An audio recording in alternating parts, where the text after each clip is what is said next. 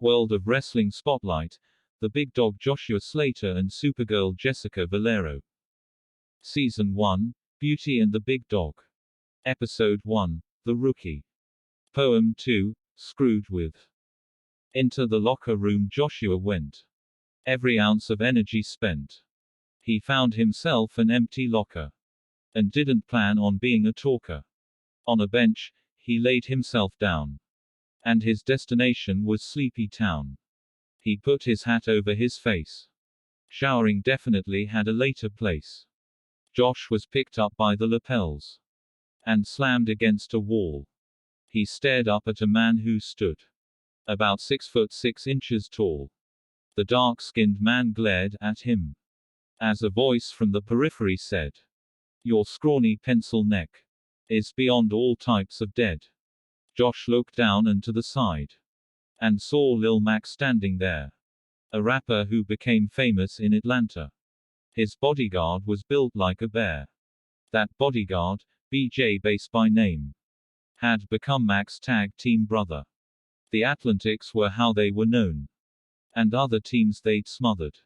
Mac flashed his tag title. And BJ shoved again. "Is this your locker here? You could just ask like men. You'd like that a lot, wouldn't you, rookie?" Just then Lil Mac trailed off. Another presence made himself known. With just a little cough. The Atlantyx threw Josh's bag across the room. And began to take their spot.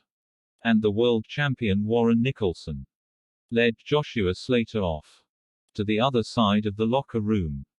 Warren led Joshua with no words. Joshua shook Warren's hand, and thanked him. "They'd have chopped me in thirds. Warren, keep your nose clean, big dog. This is the WWL. Not NGPW anymore. Still, I think you'll do well." With that word of encouragement, Warren headed away.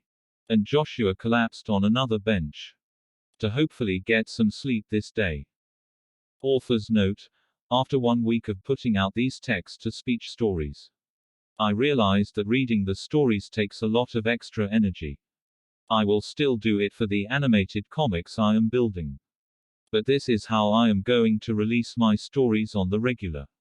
I really enjoy being able to listen to my stories in such an accessible way, and it allows me to take time to perfect the animated comics the way they need it.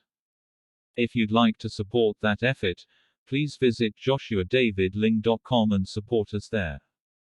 God bless, Story Warriors.